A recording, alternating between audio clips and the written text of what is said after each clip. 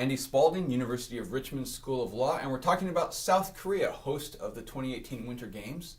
The country is embroiled in a major corruption scandal which is widely publicized. But lesser known and less understood are the underlying cultural and legal shifts that are actually taking place in Korea now, that are making possible the effective investigation and prosecution of corruption.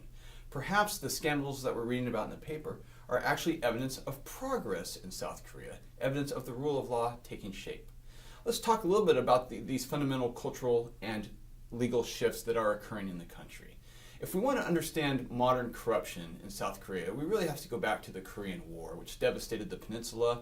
In the wake of that war, South Korea decides it wants to stimulate rapid economic development, and it does so through a formula with two parts. One is a highly centralized, very strong, arguably authoritarian government dedicated to stimulating growth, and the other are what are called the chaebol, the family-run conglomerate corporations that were very cozy with the government at the highest levels. And through the cooperation of the chaebol and the centralized government, South Korea was in fact able to stimulate extraordinary economic development, becoming what we call an Asian tiger, and today being among the top 10 or 12 economies in the world. But it came at a cost.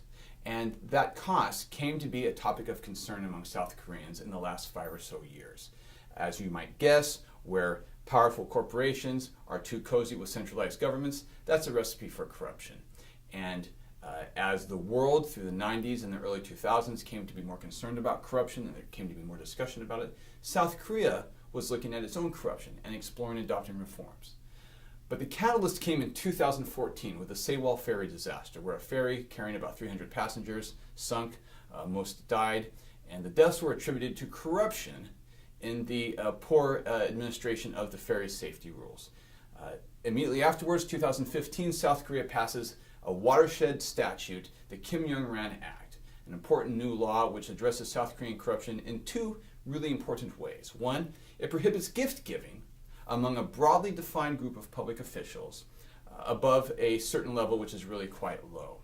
This was a major cultural shift for South Korea, which, because of its Confucian roots, tend to value the affirmation of social status and the strengthening of relationships through the giving of gifts. Now, as one lawyer told us, South Koreans have to learn how to express their affection in new ways, because many of these gifts, once fundamental to their social cohesion, are now illegal. So too did the Kim-Young-ran Act create major changes for corporations in South Korea. It created new forms of corporate liability, where corporations could now be liable for the violations of their employees. So too did it create incentives for corporations to adopt compliance programs dedicated to preventing legal violations in South Korea. And so South Korea really is changing both culturally, legally, and politically. These changes are occurring simultaneously with the Olympic Games, but that's really something of a coincidence. The Olympic Games really weren't any kind of a catalyst to the adoption of these anti-corruption reforms. But question, could they have been? Could they be in the future? Could the International Olympic Committee and the hosting of the Games be a catalyst to what we might call a governance legacy, long-term governance reforms? We'll explore that topic in the next video.